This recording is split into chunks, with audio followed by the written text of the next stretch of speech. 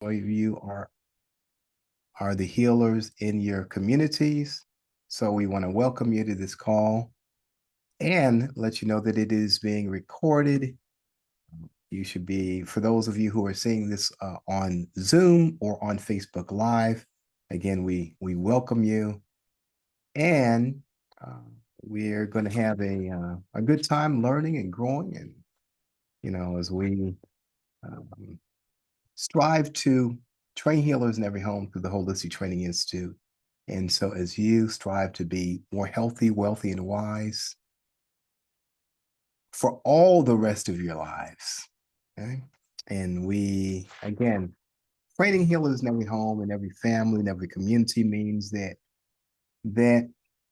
we've got at least one person in every family who is aware of the foods that we should have and some of the things that we can do, like using herbs, like using natural remedies, the things that our parents and grandparents and others um, passed along from generations, those things that kept us alive for generations. Okay. It's vitally important that we understand our body, our health, in the relationship to the earth that we live on, that we do the best things we can for ourselves and for nature. Because one is a reflection of others. If nature's polluted, we are. If we are um, if we are polluting nature, we're damaging ourselves. Okay. And we can only be as clean, as healthy as nature is.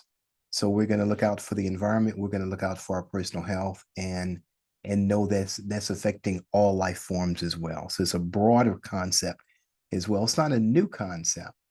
It's not something woo-woo, strange, or unusual. It's the way that many people have lived for millennia, and some things that come as a result of choice because of industry and all the different factors that are going on.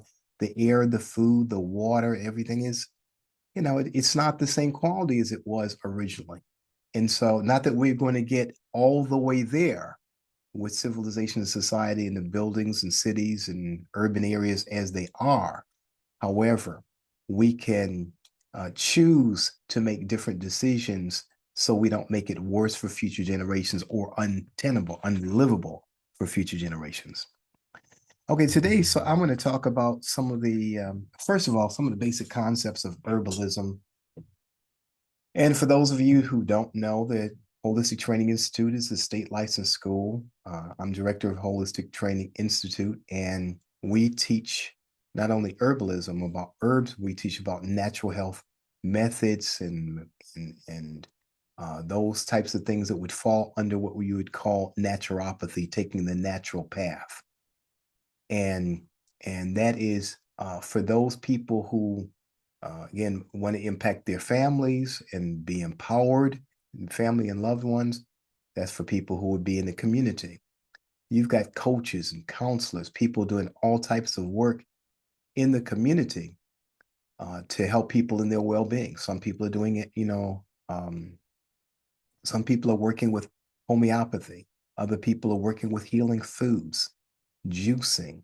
There's so many different avenues and expressions and ways that we can impact and be positive. We know that in these past, especially few generations, more substance abuse, and in that can see and we're witnessing the negative impact that has. People using drugs, some legal, others illegal, using and abusing them, and it is terrible for the person's lives and in their family and all this around them. So we can change that if we can look at this, the natural products and natural ways of being to um, to help ourselves to rise to another level of healthfulness. If we can generate income that will support our families, and we can create industries that will support that are built on the principles of doing good for people, solving problems for people in ways that positively impact the planet, or at least do the least harm. that are principled, based on good morals and principled, that are also profitable, that can be passed along, and where we can be philanthropic, then we can turn this thing around. That's my firm belief. That's a philosophy. That's the formula uh, that I um, believe in, that I came up with and believe in, is the answer going into the future. You have more people who are interested in natural products, natural methods and ways of being now than uh, perhaps any other point in our history, because we have so many people on the planet. You have increasing numbers of people who want to know and want to make different choices, but they need good information and education. They need some guidance, and that's what we're here to provide through the Holistic Training Institute, and for those who will train and learn these things as well. So if there's interest for you, then we'll be speaking more on that um, further into the call. So the call or the presentation. So some of you are seeing this live, and again, we welcome you. And some of you will be seeing this in a recorded fashion. However you do, we hope that you'll connect with us and through the Holistic Training Institute. That's WHOLISTIC Training Institute. So herbalism, herbs and herbalism goes back to the earliest recordings would be in what's called the Ebers Papyrus. Earliest recordings of medicinal remedies and things of that sort, whether it be herbs or a wide variety of uses of natural products. And that goes back to at least 1500 BC. So we're not talking about a new concept. This isn't something that I made up or a few people made up recently. This has a long history.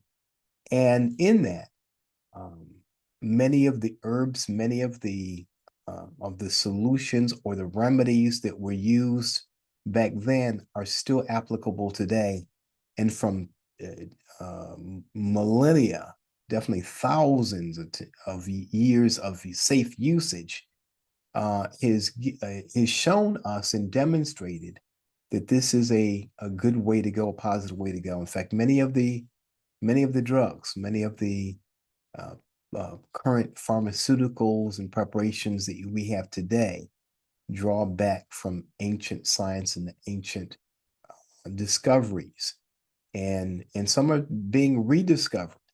We have not fully explored nature. So I'm going to share some things with you today on what I've used, what I teach, and what we share, kind of give you a glimpse of what's possible in what we do with the Holistic Training Institute. So a couple things. One, um, especially during the winter, uh, people are concerned about colds and flus, and from two aspects. That's one, how do I not catch colds and flus? So what do I do to build my immune system?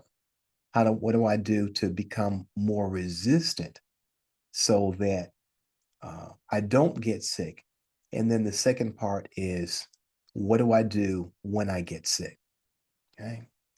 And so there are kind of a couple of different approaches to that. And first of all, in addition to utilizing herbs or utilizing medicinal herbs, it's important to know that the water you drink, the food you eat, whether or not you exercise, what you do with your body, if you're getting rest, all of these things contribute to the functioning of your immune system, your overall health, and how well these things are even going to work. You're not going to just take an herb and wipe away all your errors or all your sins, so to speak.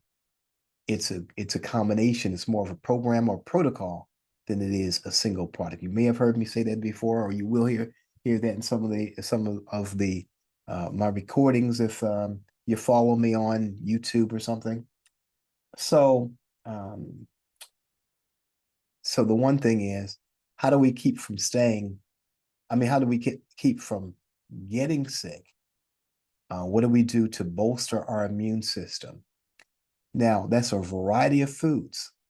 Um, Typically, I would say your your plate should look like a rainbow. When you have red and yellow and green and orange and purple, all the different colors on your plate, as opposed to a brown or a brown and white, just meat.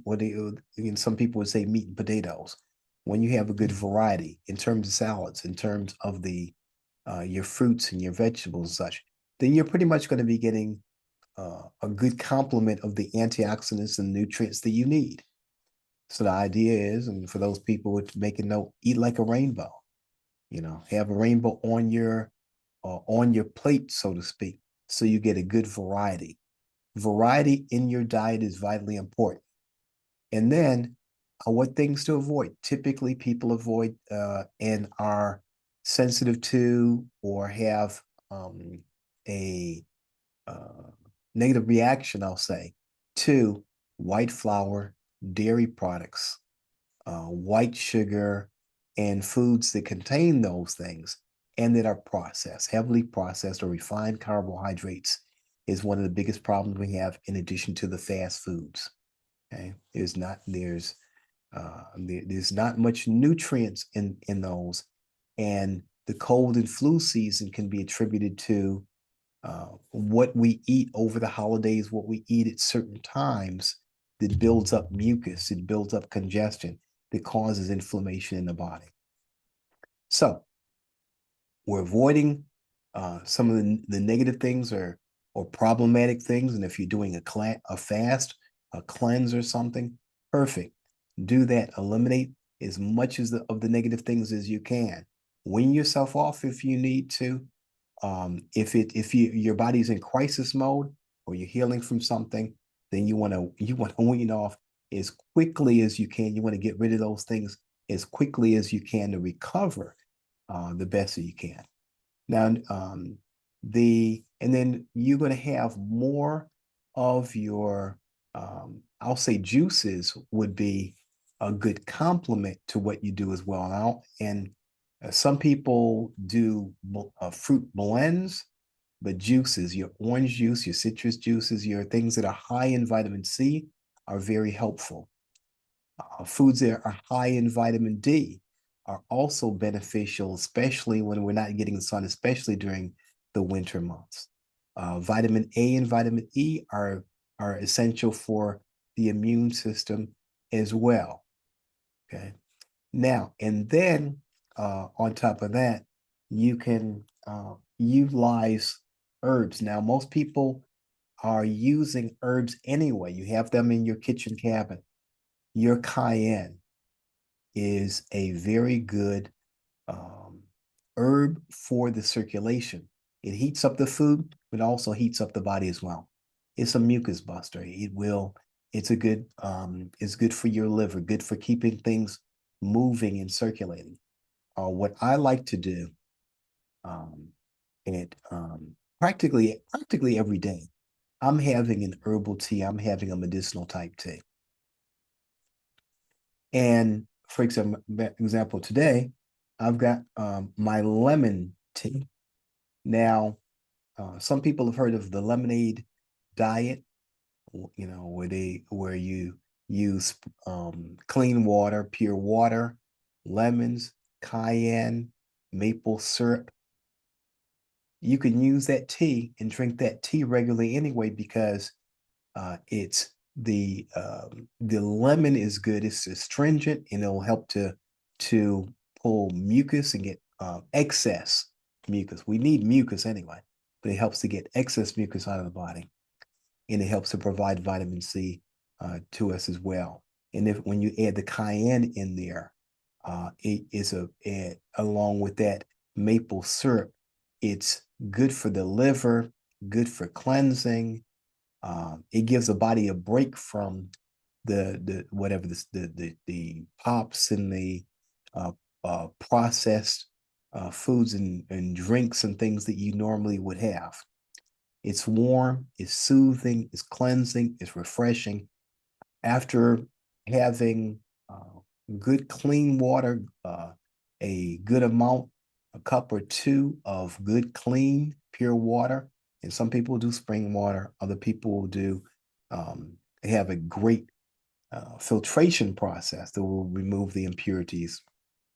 However you do, get adequate amounts of a good, clean source of water, and then start drinking your teas.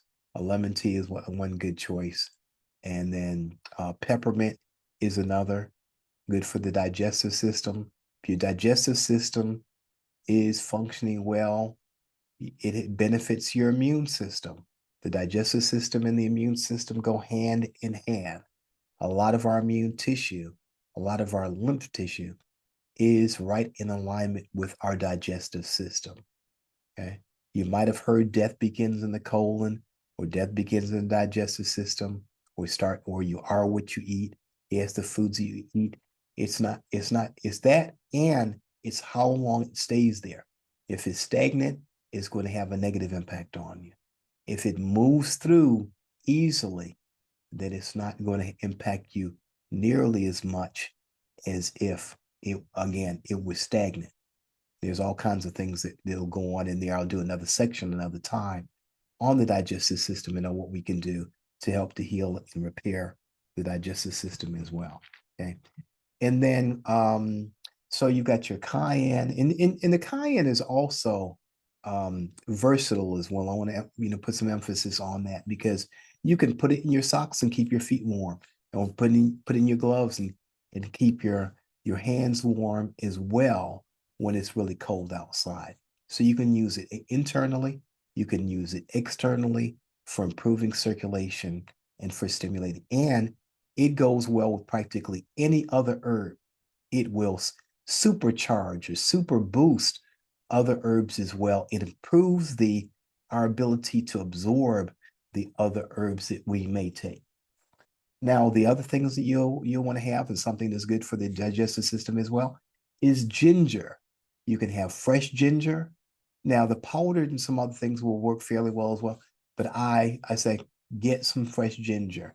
You can find that practically any time of the year in many markets. You can get organic ginger, or peel it and juice the ginger and make a ginger tea from that. So incorporate ginger into your diet, into your herbal drinks. It's stimulating. It's beneficial in several different ways. Some countries, some places in Africa and in the Caribbean, um, uh, will make a ginger beer, a ginger beverage, and that originally it was therapeutic. Some of the ginger ales that are on the market contain no ginger at all.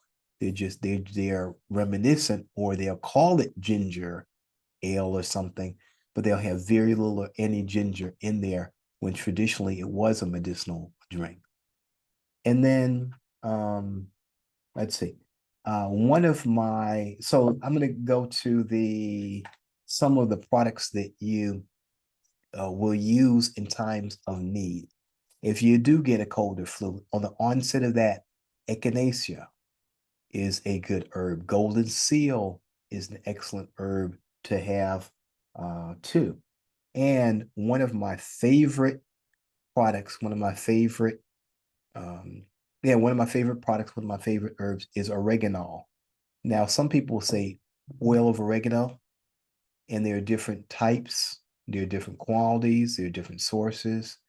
I'm one that believes that you should when you're getting medicinal herbs, you get it from a good trusted source. There are certain companies I'll share with you that I go to in order to get a good quality herbs. You may have seen some of the information reported in the news saying that some of the companies that are out there, some of the stores that are selling some of these products, it has very little or sometimes none of what is supposed to be in there. If you are using herbs medicinally, you want to make sure it comes from a good source, and it contains the ingredients, the medicinal ingredients in it. I'll say Star West Frontier Herbs. There are a couple of the companies that I use and then I source my herbs, my medicinal herbs from as well. So again, quality is vitally important. And the oil of oregano I get from a North American herb and spice that comes in a liquid or comes in a capsule form. It's not something that I try to make a formula from myself, or it is a very special, wild crafted form of oregano. It is a particular strain of oregano that is powerful. It's antiseptic, antibiotic, antiviral, antifungal. I've seen it handle so many different situations. So in time of crisis, it is one of my first go-tos. I would drink my tea. I would drink my lemon tea. I would get plenty of water. I would eat as clean as possible. I would eat lighter if I had a cold or flu or something going on. And then I would take my oil of oregano. You can take the drops by mouth. You can and for those people that's too hot for, you can dilute it a little bit. You can use it in oil pulling for those people who do oil pulling. Um, and you can use it topically, you can use it orally. It also comes in a capsule form that you can take. But if I've got something going on in the nose, throat area, I'm going to use the liquid first, and then I'm going to back it up with the capsules. I've never seen it fail, and I've recommended this for probably over 20 years with I don't know how many people, and it's an excellent product. Um, there's one other company, Purely Wild, that also carries that in a high quality as well. Um, another product that you can use is nutritional, and it's got some medicinal, definitely some therapeutic type benefits as well, but you can take it on a regular basis. Black seed oil. uh, it there's a it has a reputation, and there's something in tribute to scripture that says it cures everything except for death. It's a very powerful, potent um, uh, herb, and in this case, you can get black seeds, but black seed oil is quite potent and powerful. Let's see. So the dandelion root, do a spring cleanse. A key tip would be to do some cleansing every season. Every time the seasons change, your diet should change, and your herbal protocol should change as well. Dandelion is something that's good for spring. It can be used anytime, but definitely good for the spring. Ashwagandha is good for building. It comes from Ayurveda and the East Indian philosophy on healing. Astragalus is a good builder as well. You're going to be looking to do a few things when you have an herbal protocol. You're going to activate at times. You will activate the system. You take herbs, it'll activate and stimulate the system to function better when it's low functioning. Other foods or herbs will build, they will provide nutrients to build up the system. And you want to do that. Those you can take long term and on a regular basis. Okay. Those tonics and herbs that are nutritive, and you're not going to overdose or get too much on. And then there are other herbs that are beneficial for cleansing, like your Cascara sagrada, your senna, and those things that will be stimulating for the bowels and help us to open up the that channel of elimination so we can get waste out of the body. Okay. So the cardamom, cumin. So many of the aromatics are great for the body. Many of the aromatics. So when you go into the kitchen, if you're preparing, especially for those people who prepare foods at home, if you are if you like the smell of something, you like the smell of that cinnamon, guess what? It's good for you. You're getting some aromatherapy, and you're getting some healing and medicinal benefit from that, as well as you eat it. Use more of these things. Use more of them in their fresh state when you can. Garlic is a great go-to. Garlic and onion is good to have in your food and on your food, in your body, even as cloves. Okay? It is a natural antibiotic, very powerful, somewhat controversial amongst some, but is very good, and it can be used in different forms. One of the things that I teach and I share are the different forms that we can use herbs in. Sometimes it's a tea and we're drinking it and it's diluted and put into a cup. Other times it's a tincture or an extract, so use an extraction process of various types, sometimes with alcohol or um, vinegars or different things to pull the medicine out of that and put it in concentrated and preserve it. Okay.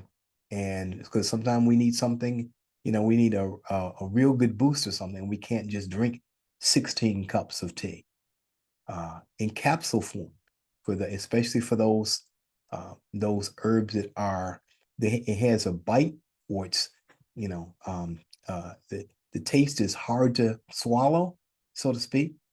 You might want to take something in a capsule, or and then some people get it in a powdered form. There are a number of different ways that you can use them internally, externally. You can use salves, creams, paste, ointments, and for external conditions. Sometimes you're using combination. So utilizing herbs for many of the common conditions that we have, for many of the chronic conditions that people have, they'll find that um, discovering the herbs that are beneficial for you, that are beneficial for your body systems, that are beneficial for increasing your level of awareness of wellness. And as you have awareness of these things, um, no telling what you'll discover for yourself. Again, yourself, your loved ones, and your community. All right. So I am going to, let's see. Elderberry is another one. Elderberry is very good, and you can use that. Many people make that into a syrup. Okay, elderberries are very good for viruses. They've got a good reputation for helping with viruses. And turmeric is another one that you would want to put into your repertoire and have in your food, in your cabinet, in your to take, especially for inflammation. And many ailments are accompanied by inflammation. All right. In another call, I want to do hot toddy for those people you're interested in knowing how to do a hot toddy. Check it out. I'm going to do the hot toddy recipe. Probably have it on YouTube channel or in one of the calls as well. What is a hot toddy? Where does it come from? How does that work? How do we get a benefit from a hot toddy? If you haven't heard of hot toddy, then you'll learn about it. If you have heard of hot toddy, I'll show you a good way of making it and a way of boosting it so it's even better than it was when my parents and grandparents were using it. There's also castor oil packs. Castor oil packs are very beneficial. I've done a video on that, so look for that to come out on YouTube. The proper ways and uses of castor oils, because that's very beneficial for the immune system, for the digestive system, for the nervous system. It has a multiplicity of benefits. So if anybody has any questions about anything that I shared on Facebook or on Zoom, then you can chime in and I'll answer those. Otherwise, we will we'll continue on with the discussion on some other things that you can do to build the immune system and to address the woes that are often accompanied by winter and this cold and flu season. And so I'm going to move to the exercise. And the exercise we have. Breathing is very important. One, breathing for improving the functioning of the respiratory system, and even testing the health of the respiratory system. There's some people, I was watching and looking at something online. Someone saying, "Okay, if you can hold your breath for 10 seconds, then you're okay." Or, I can hold my breath for 6 seconds. Well, I don't know how much of a measure that really is. 10 seconds is really not a long time to hold your breath, but your breath is very important. Regulating your breath will do a number of different things. One, it can calm and relax you. Or two, it can even stimulate you because you're getting more oxygen to the body and to the cells.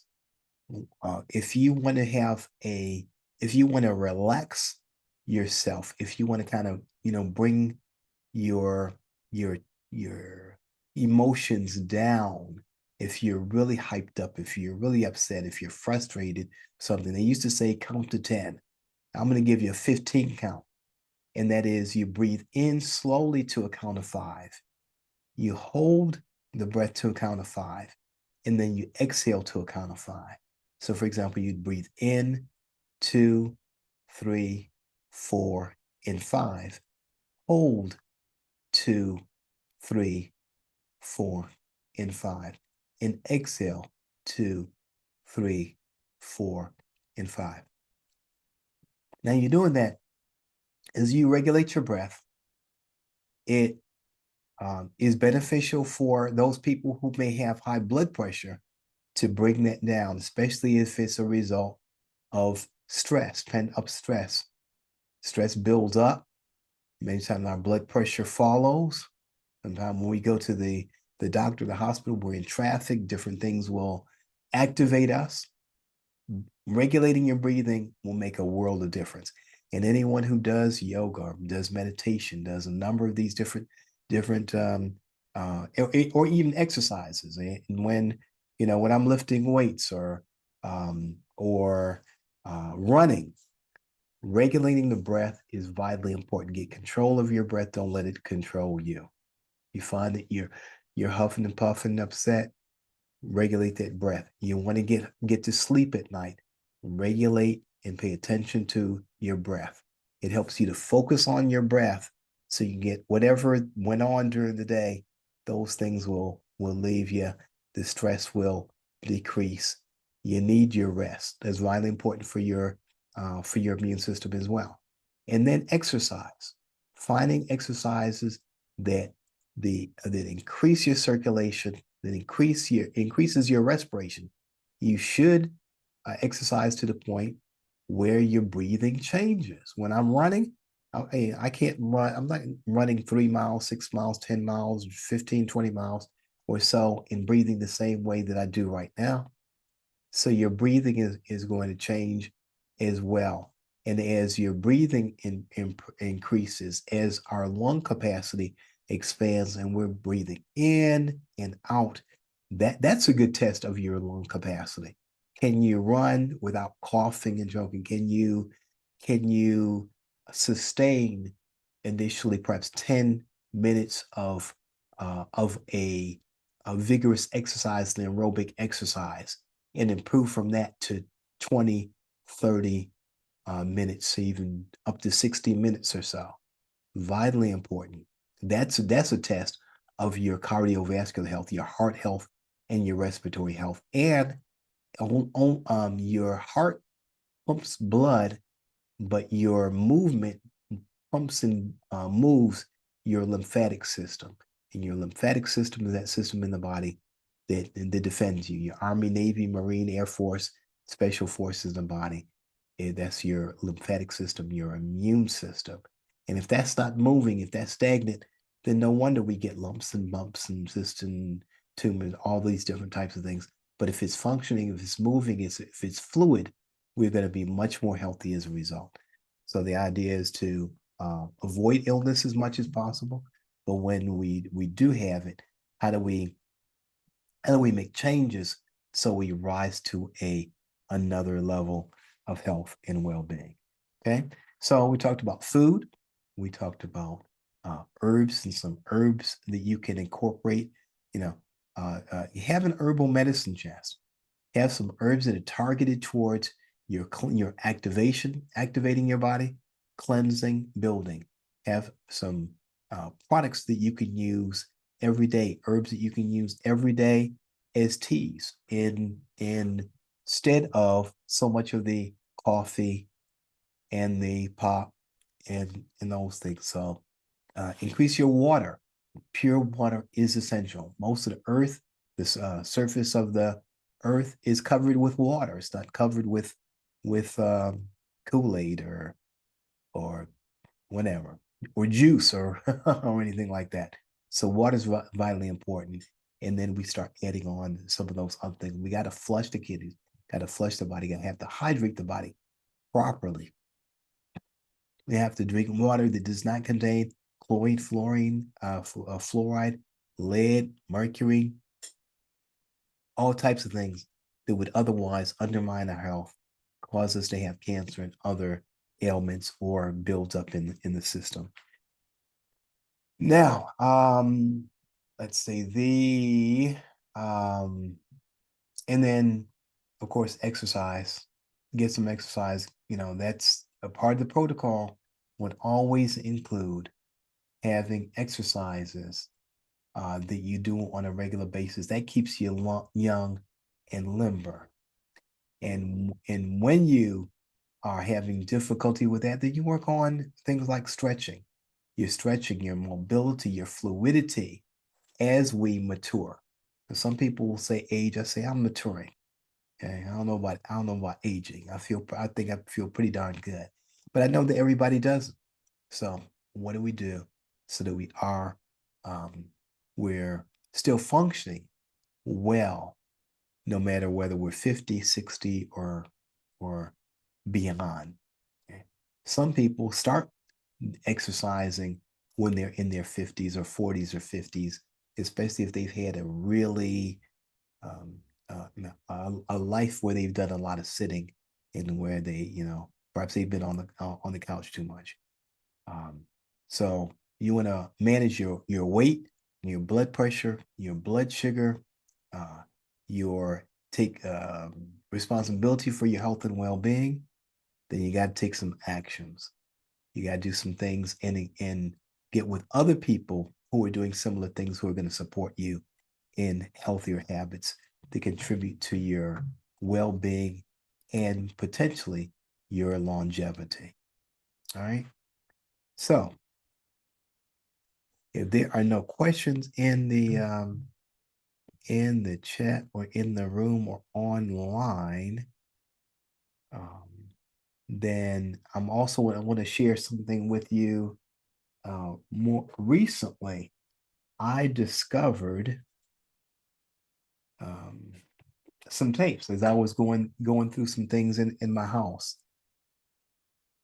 I got boxes and things from that I just hadn't handled in a while that I packed up from and have had over the years.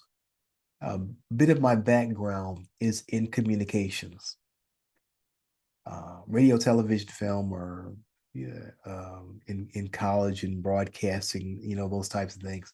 But since I was 10 years old, I always had uh, um, I'll say a hobby and a passion for photography. Got my first camera at 10. And by the time I was 20, about 21 or so, got my first 35 millimeter camera.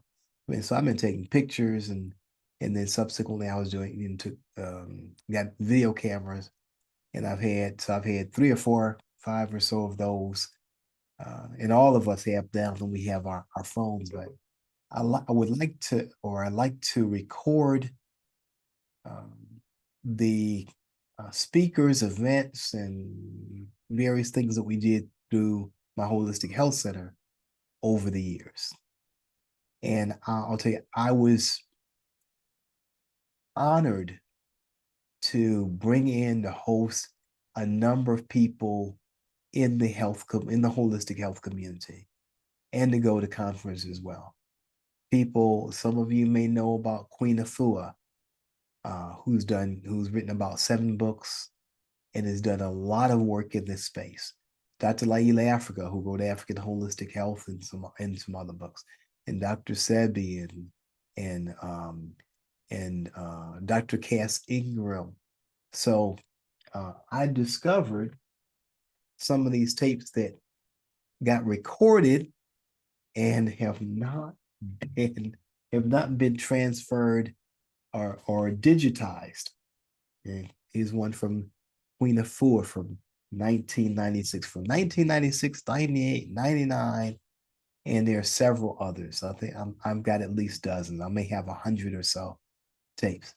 So I want to take these are the archives. I'll make sure they go from tape to digitize and get on a platform through the Holistic Training Institute or something where we can preserve, protect, promote, and pass this information along is vital. Some of the people who are on the tapes, some people who are in the videos, I've even got some audios from a radio broadcast I did for 9 years. Some of these people are no longer with us, but their wisdom lives on. Dr. Wallach is another one. The Juice Man, Jay Cordich. So many people who've had impact on health and wellness and the products and the things that we do today that we don't even realize. Okay. So I'm going to have a time, I'm going to ask your participation in helping us to make this happen so we can train other people, so we can share this information, um, so we can have more avenues in ways and hear more voices that have been talking about health and wellness for a long time. Dick Gregory, so many people, so many interviews, things that I've had over the years. So if you're interested in that, if you're interested in learning about health and wellness, learning about holistic health, I want you to go to the website, holistictraininginstitute.com. I'm going to ask one of my team members to put that in notes on Zoom and to put this on Facebook as well, holistictraininginstitute.com. And there you'll find some information, get some backstory or some information on the Holistic Training Institute. It'll also give you a look into the classes, workshops, and things that we're having and doing going forward. And in that, I'll also be sharing and asking you, those of you who want to take it to another level, what do you want to do? What do you want to learn? Why do you want to, why is this important to you? We can always use help in getting the word out and making things like calls like this, presentations, productions, things that will go on YouTube. Once we take something from a live experience, for example, to digitize when it goes on YouTube, when it goes on social media, and other media platform, it will live for a very long time. Okay, it's important that we do that at this time. So, again, if you're interested in trading, you can go to the website, but you can also reach us at support, SUPPORT, at holistictraininginstitute.com. And that's holistic spelled with a W, support at holistictraininginstitute.com. We'd love to hear from you. We'd love to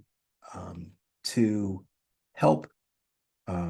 Let's see, support at okay, one support at holistictraininginstitute.com. Yeah, we'd love to have more people to participate with us. And again, preserving, protecting, promoting, and passing these things along. The health and wellness industry, by the way, some people say, what can I do? Well, in addition to helping yourself, your family members, which may be priceless.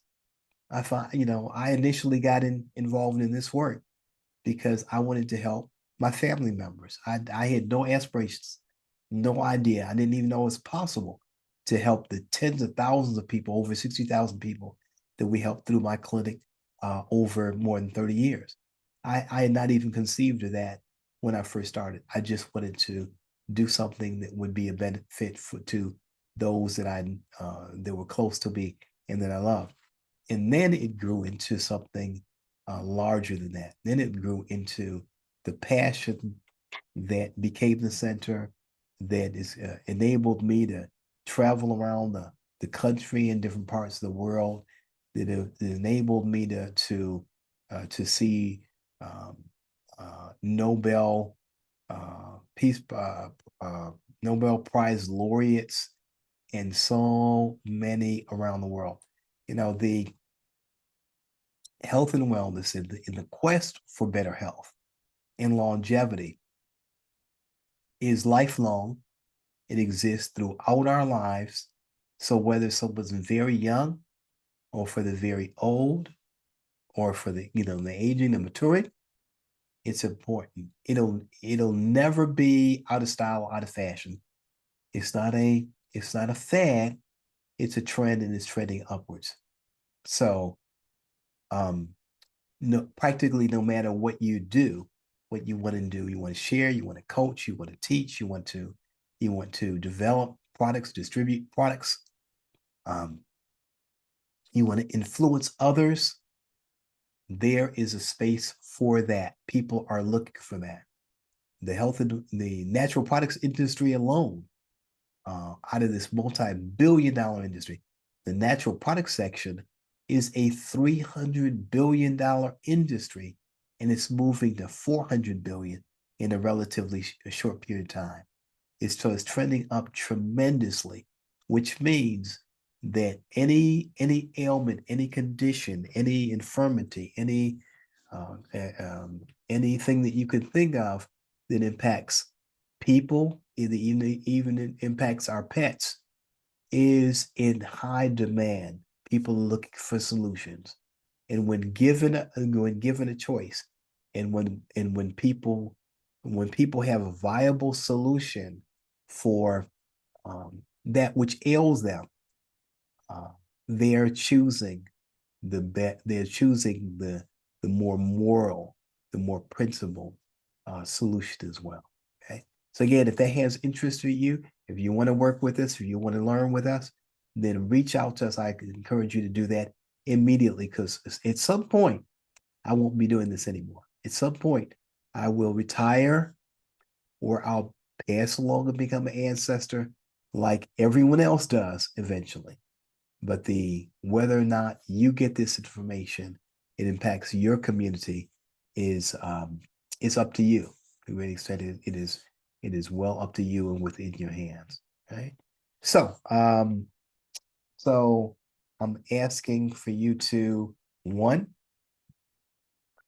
utilize herbs, use it more and more and more. If When you can make that choice, when it's a choice between a drug or an herb, why would you choose the herb? And I would say, even if it costs a little bit more, well, you might choose that because when an herb grows out of the ground, in fact, some of them you'll be growing. You can grow mint. There's a lot, lemon balm. There's a lot of things that you can grow. You can put into your garden. Not just have a nice flowers, but you can have herbs in your garden that are functional, that are medicinal, that are helpful, that you could bring into the house. You can have your sage, your basil, and your burdock, and your red clover, even your red clover, your flowers, your dandelion, those types of things that are not sprayed, that you care for. You can have those things and use those things fresh. You can learn to dry them. You can preserve them. You can save a lot of money doing that. You know that they're not irradiated. They're not overly processed or sprayed or harmful. So that is one thing that you can do. Use more herbs. It's good for you. It's good for the planet. Take it on a regular basis. Introduce it to other people.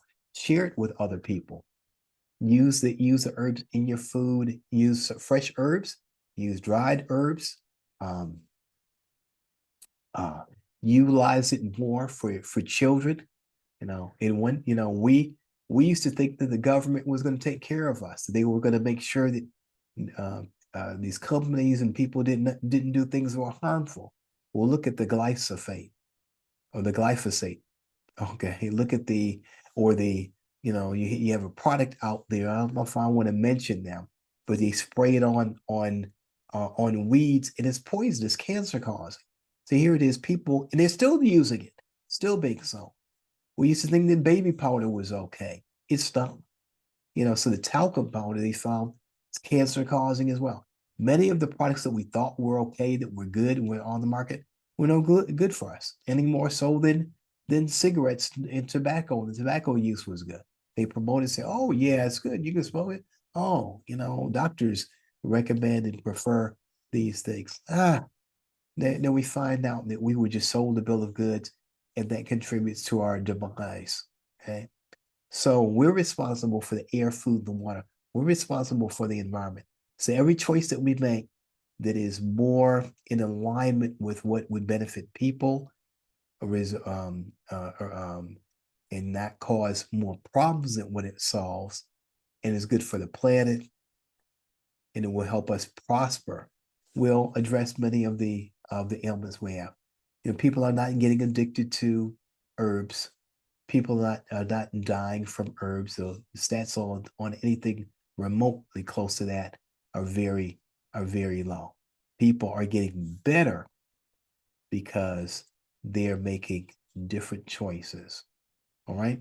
So again, you're in the midst of a healthcare or a health and wellness revolution. The healthcare is really what we're doing at home, in our places of work, in our own environment. You'll be at your home more than you'll be in any doctor's office, clinic, or anything. The more you know about your health, whatever you invest in your health and wellness will pay you. Um, uh, some people say in spades, will pay you pay you greatly in terms of what you could learn. I know it's benefited me. I was a healer in my home, in my family, and it just continued on from there. And it's been a life or career long passion as well. Okay. Do I have a question in here? Um, yes. Okay. Someone who was in my one of my herbal classes, okay, and made an ointment from yes. For those people who choose to um make products, distribute products, advocate for this, are going to be winning. Okay. And some of it they're going to be winning because of the personal benefit they get in knowing that they've done a good and honorable thing and beneficial thing. Some ways they'll be winning is that they will prosper as a result. George Washington Carver, one of my heroes, popularized the use of the peanut, soybean, and sweet potato as a result, as a reaction to King Cotton. Cotton was king. Cotton was contributing, I believe, about 59% to the U.S. economy, of gross domestic product, was based on the cotton industry. So cotton was making a lot of money, but it was destroying the land.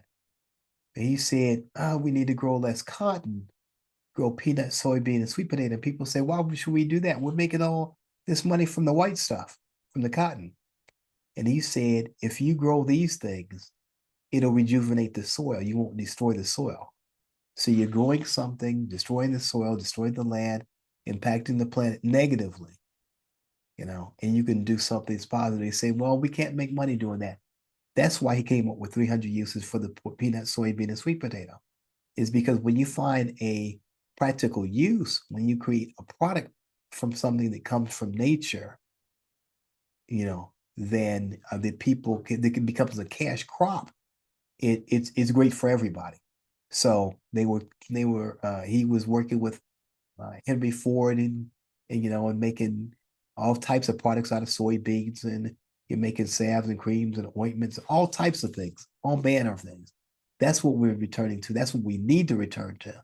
When we do that, then we'll be, I'd say, triply blessed, because it'll be a win for people, win for the planet, and win um, um, for even future generations, present and future generations. All right. So the I want to thank those of you who came on the call, and also those people who will be watching this even after after the call, after this presentation. I trust that you've learned something about me and about the Holistic Training Institute and our mission, our purpose. What we need to do on the planet at this time is vitally important, and we take actions now. And those actions are going to send other, actions into place. These are things we can pass on from generation to generation. So may you benefit from this, and may your offspring and your offspring's offsprings. Otherwise, the road and the path that we've been on has been a destructive one. But you can be the change that you want to see in the world. Take care.